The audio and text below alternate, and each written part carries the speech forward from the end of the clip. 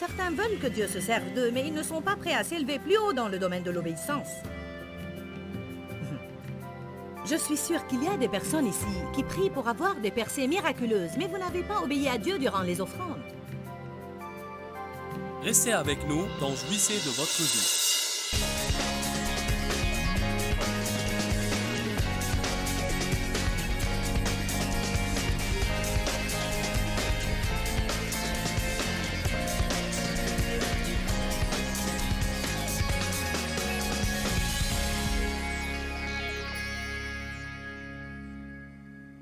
Ecclésiaste 3, verset 1. Il y a une saison pour tout. Et un temps, pas n'importe quel temps, mais un temps pour toute chose ou toute affaire sous les cieux.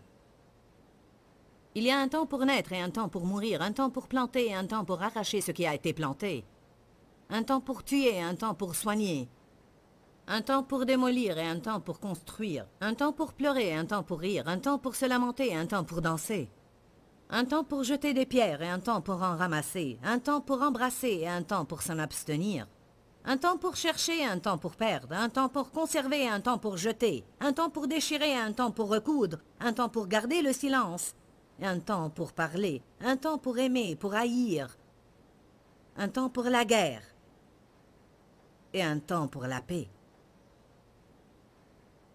Il y a un temps dans votre vie où il est normal que vous suciez votre doigt ou une tétine, que vous buviez un biberon, que quelqu'un vous attache les lacets et vous donne à manger avec une cuillère. Mais quand cette saison est terminée, il sera très inconvenant et inopportun de continuer à faire ces choses-là. Je crois qu'on passe toute notre vie, d'une manière ou d'une autre, à lâcher quelque chose et à prendre autre chose, à lâcher un niveau et passer à un autre niveau, à laisser une saison et passer à une autre saison. En fait, on va parler aujourd'hui de 4 saisons. Je vais mentionner 5, mais on va parler en détail de 4. La saison du labour, la saison de la plantation des graines, la tente, le désherbage, la récolte et l'émondage. Je ne vais pas beaucoup parler de la saison de l'émondage, bien que ce soit très important d'en parler. Mais en fait, l'émondage fait partie de ce qui se passe même après le temps de la récolte. En d'autres termes, même après avoir fait la récolte, il y aura des moments où Dieu viendra pour vous tailler pour votre croissance future. Vous ne pouvez pas tailler sans avoir fait la récolte, parce qu'il n'y aura rien à tailler. Amen. Il est écrit dans Jean 15, « Si vous ne portez pas de fruits, vous serez taillés pour que vous portiez des fruits. Et si vous portez des fruits, vous serez taillés pour que vous portiez des fruits plus excellents et plus riches. » Finalement, vous serez taillés que vous portiez des fruits ou non.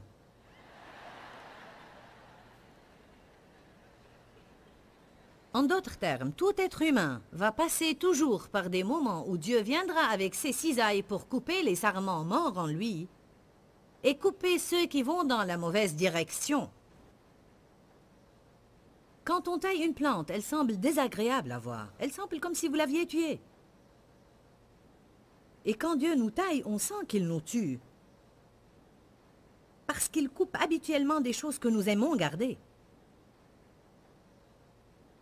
Parfois, il taillerait de bonnes choses, mais dans le but qu'on puisse porter des fruits plus excellents et plus riches. En d'autres termes, Dieu ne vous laissera jamais tranquille.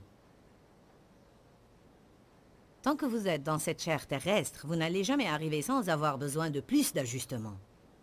Bien, en ce qui concerne les saisons de notre vie, on pourrait être dans différentes saisons, dans différents domaines en même temps. En d'autres termes, je pourrais passer par une saison de labour dans un certain domaine de ma vie et dans une saison de récolte dans un autre.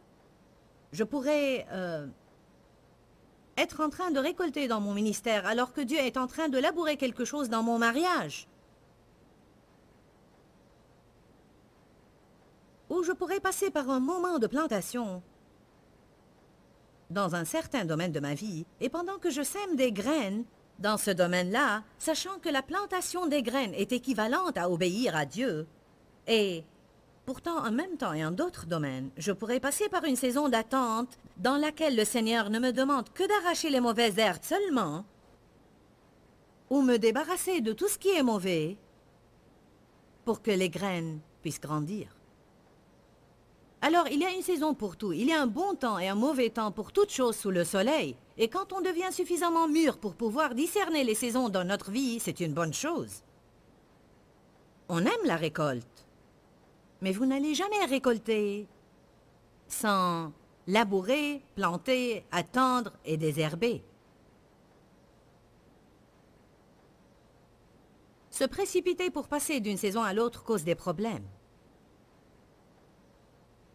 Depuis quelques années dans notre État, Missouri, il faisait bon tout l'hiver. On a tous pensé que c'était super, béni soit le Seigneur, pas d'hiver. Alléluia! On croyait que c'était super, jusqu'à ce qu'on a découvert qu'il ne faisait pas suffisamment froid pour tuer tous les insectes. Certains essayent de garder le confort et la chaleur tout le temps dans leur vie, mais le problème est que les bestioles ne seront jamais tuées. Bien, 20% d'entre vous savent de quoi je parle.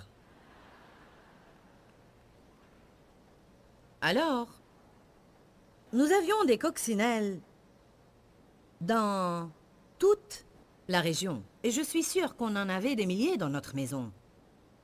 En réalité, elles étaient partout. Nous avons besoin des changements de saison. Mais pourtant, elles nous effrayent. Et nous la résistons. Prenez la Cantique des Cantiques, chapitre 2. Cantique des Cantiques 2, 11.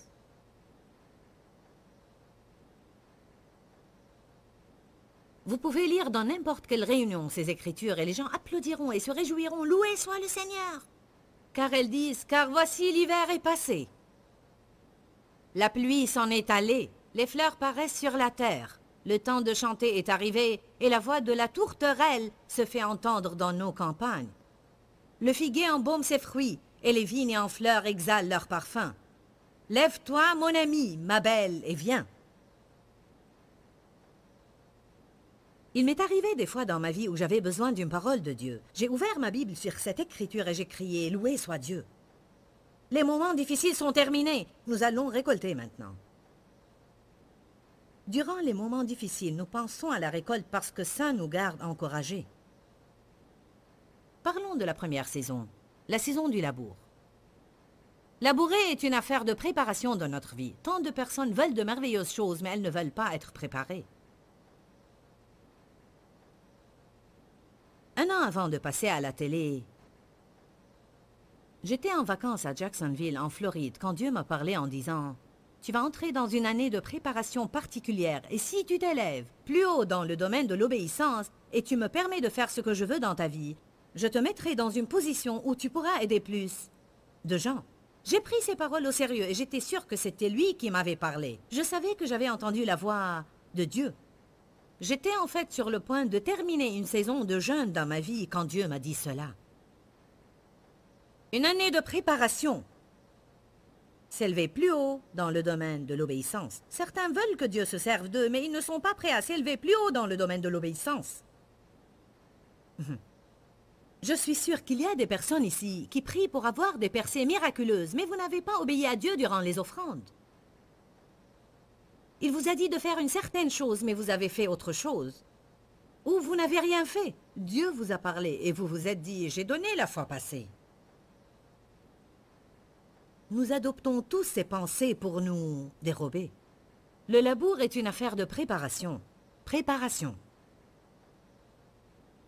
Quand vous commencez à labourer une terre en jachère, car il est écrit dans Osée 10, « Labourez et défrichez-vous un champ nouveau, il est temps de chercher l'Éternel. » Il est temps de labourer les terres non cultivées dans votre vie. Il est temps de chercher Dieu d'une façon plus profonde. Vous pouvez trouver cette écriture dans Osée 10, 12.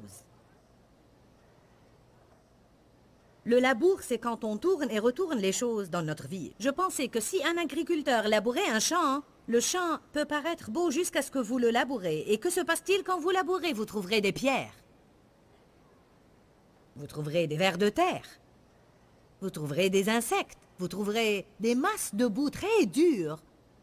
De la terre endurcie. Et si vous essayez de planter sans les enlever, dès que les racines des plantes s'approfondissent dans la terre et atteignent les pierres, elles mourront. Quand les racines s'approfondissent et atteignent la boue dure, elles mourront. Alors on ne peut pas semer des graines bien, comme il faut, à moins qu'on laisse le Seigneur labourer dans notre vie. Et il ne laboure pas toujours les champs qu'on souhaiterait qu'il laboure. Une terre en jachère dans notre vie équivaut au domaine qui était dormant, qui était intact parce qu'on n'a pas permis à Dieu d'y toucher. Alors aucun changement n'y a eu lieu. On continue à faire le tour et à refaire le tour de la même montagne stupide en revenant à la même place. Pourquoi, Dieu, pourquoi? Quand, Dieu, quand?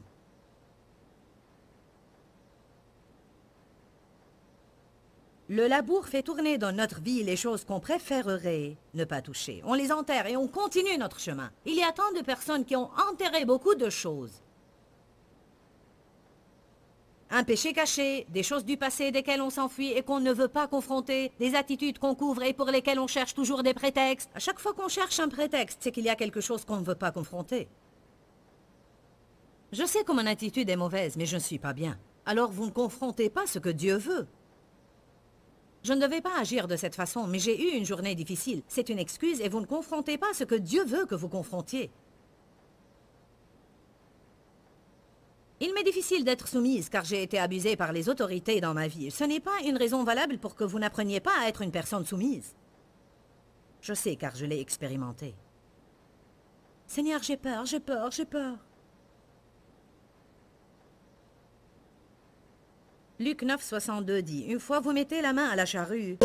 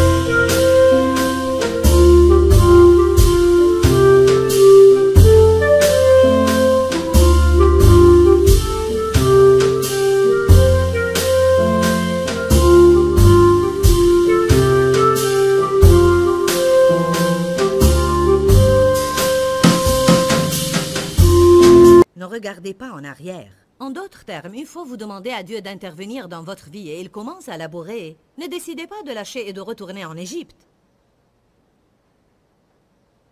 Les Israélites voulaient atteindre la terre promise, mais dès qu'ils ont atteint les déserts, à chaque fois qu'ils confrontaient une difficulté, ils voulaient retourner en Égypte. Mettez la main à la charrue et ne regardez pas en arrière. Dites, je vais avancer. Je vais coopérer avec l'Éternel. Il va labourer ce champ. Nous allons semer quelques graines dans ma vie. Je vais passer par la saison d'attente et de désherbage. Je vais récolter et je ne vais pas abandonner durant l'émontage. Je ne sais pas ce que vous voulez, mais moi, je veux la plénitude de Dieu dans ma vie. Je ne veux pas avoir juste une partie de ce que Dieu veut que j'ai. J'aime ce que l'apôtre Paul a dit. Je cours pour tâcher de saisir le prix, puisque moi aussi j'ai été saisi par Jésus-Christ. Jésus est mort pour qu'on soit libre et on va être libre. En fait, il n'est pas mort pour qu'on ait une vie médiocre, difficile, misérable et dure. Ou pour qu'on ait de mauvaises attitudes, ou qu'on soit plein d'amertume, de colère, ou qu'on blâme les autres et qu'on cherche des prétextes pour tout. Il nous veut libres et on ne sera jamais libre à moins qu'on soit libéré de nous-mêmes.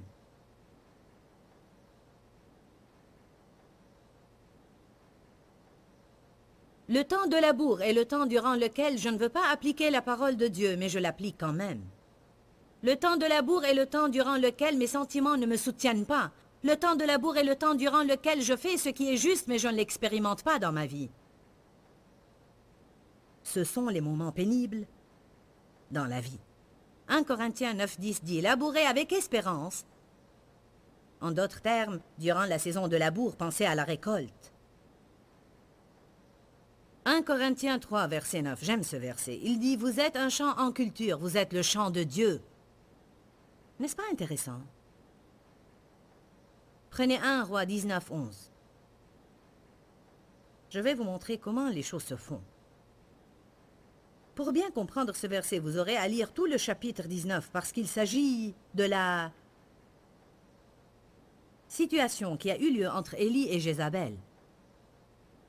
Élie était un grand prophète de Dieu, mais malgré cela, il avait des problèmes. Dieu s'est servi de lui, mais cela ne veut pas dire qu'il n'a jamais perdu l'équilibre et n'avait pas besoin de correction. Il est écrit dans 1 Roi, chapitre 19, verset 3, « Élie prit peur et pour sauver sa vie s'enfuit de la femme Jézabel qui le menaçait. Quelques jours avant cela, il avait égorgé 450 des prophètes de Jézabel à la montagne du Carmel. Quand il a appelé le feu à descendre du ciel, et voici qu'il s'enfuit maintenant d'une seule femme. C'est étonnant comment on pourrait avoir une grande foi et une grande peur à la fois dans la vie. C'est bien d'être plein de foi, mais Dieu confrontera notre peur. Puis il est écrit dans le verset 4, « Puis il alla dans le désert, où après une journée de marche, il s'assit sous un genêt et demanda la mort. » Il avait une mauvaise journée. Il était déprimé et confronté en fait à un esprit de suicide. « Seigneur, je ne veux plus vivre. Si c'est ça la vie, je ne veux plus la vivre. » Il avait remporté une grande victoire depuis quelques jours. « Waouh! Gloire! Que le feu descende! » Il est étonnant comment parfois, après avoir remporté nos plus grandes victoires, quelques jours passent et on croit qu'on vit nos plus grandes défaites. Tout cela est en relation avec ce que j'ai partagé avec vous dans notre première session sur le dénuement et l'abondance. Être content dans toute saison, et c'est ce dont on parle, le contentement et la satisfaction. Je fais une série sur ce sujet, et on a à être satisfait durant les saisons de notre vie, non seulement quand on vit dans l'abondance, mais aussi dans le dénuement. Il avait vaincu au mont Carmel, mais maintenant il a un problème. Il a déprimé, et il a voulu mourir et se débarrasser de son serviteur. Puis un ange est venu le servir. Je remercie Dieu pour ses anges. Et là, il entra dans la caverne et il y passa la nuit. Et voici la parole de Dieu lui fut adressée en ces mots. « Que fais-tu ici, Élie » Dieu vous a-t-il jamais dit cela?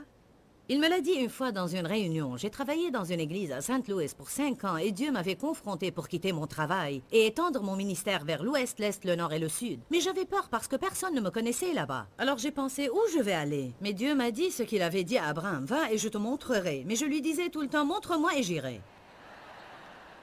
J'ai lutté ainsi pour près d'1 an. Fais un pas et je te montrerai quoi faire. Montre-moi ce que je dois faire et puis je ferai un pas. Et si j'avais tort? Et si je perdais mon travail? Et si je perdais mon revenu? Et si je me faisais des illusions? J'ai l'occasion de servir Dieu ici. Et si je partais d'ici et ne faisais plus rien? Et si, et si, et si? J'étais un soir assise dans une réunion à l'église, là où ma fille est assise maintenant. C'est là où je m'asseyais à l'église durant les réunions, car j'étais une dirigeante et j'avais à m'asseoir dans les premiers rangs. Et le Saint-Esprit m'a crié littéralement. Oui, il m'a crié à l'esprit. Qu'est-ce que tu fais ici? J'ai répondu, il est mardi soir et je viens toujours ici les mardis soirs. Je t'ai dit depuis 1 an de partir d'ici. Qu'est-ce que tu fais ici? J'en ai fini avec toi ici. Parfois Dieu finit avec quelque chose, mais pas nous.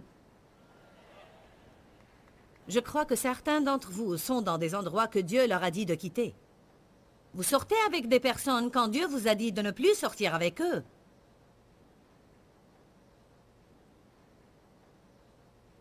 Vous continuez à aller à des endroits quand Dieu vous a dit de ne plus y aller. Vous continuez à regarder des choses à la télé quand Dieu vous a dit de ne plus les regarder. Ah, vous ne voulez pas que je parle de cela.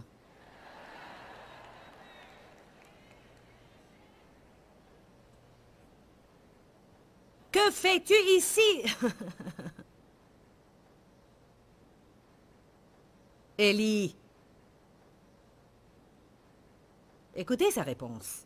Verset 10. J'ai déployé mon zèle pour le Dieu des armées, car les enfants d'Israël ont abandonné ton alliance. Ils ont renversé tes autels et ils ont tué par l'épée tes prophètes. Et moi seul, je suis resté. Moi seul, et il cherche à m'ôter la vie. Il a cru qu'il était le seul qui aimait Dieu. Je suis le seul, Seigneur, je suis le seul qui t'aime. Je suis le seul chrétien dans cette famille, Seigneur. Et si c'est ça la vie, prends-moi alors. Je ne veux plus vivre. Je suis le seul qui fait toujours ce qui est juste, Seigneur. Je suis le seul dans cette famille qui vit selon l'amour, Seigneur, et tout le monde me compte pour rien.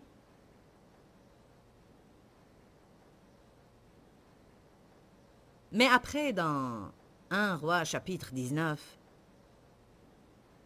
regardez avec moi le verset 18. Dieu a dit, « Mais je laisserai 7000 hommes en Israël, tous ceux qui n'ont point fléchi les genoux devant Baal et dont la bouche ne l'a point baisé. » Élie, tu crois que tu es le seul qui m'aime, mais laisse-moi te dire quelque chose. J'ai épargné 7000 hommes que j'ai gardés pour moi-même. Alors ne pense pas le plus grand bien de toi-même. Continuons à lire car je trouve que c'est intéressant. Verset 11. Je suis resté, moi seul. Il avait peur, il était déprimé et il voulait se suicider. Personne ne t'aime que moi, Seigneur. Et Dieu disait, il faut qu'on laboure un peu ici. L'Éternel dit, sors et tiens-toi dans la montagne devant l'Éternel. Et voici l'Éternel passa. Et devant l'Éternel, il y eut un vent fort et violent qui déchirait les montagnes et brisait les rochers. C'est impressionnant.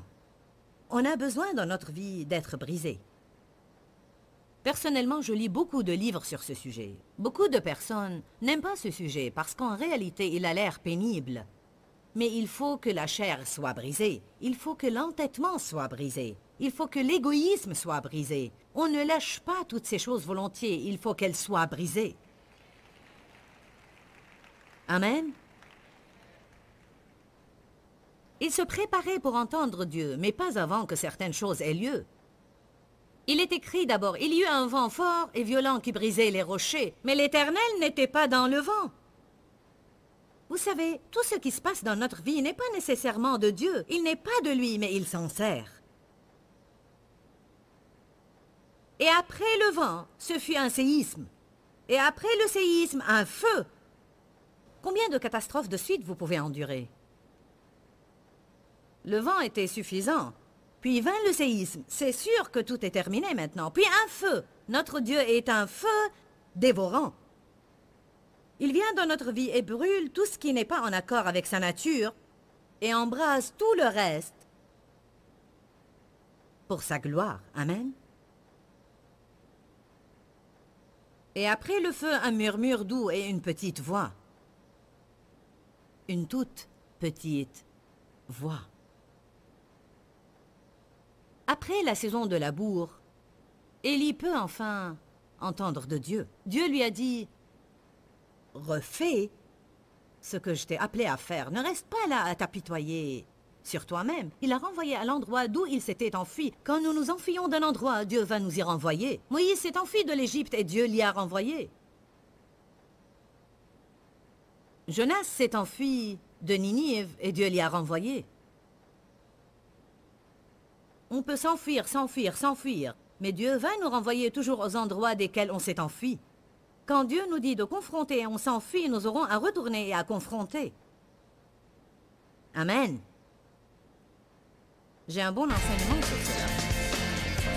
Tous les chemins par lesquels les gens fuient dans leur vie.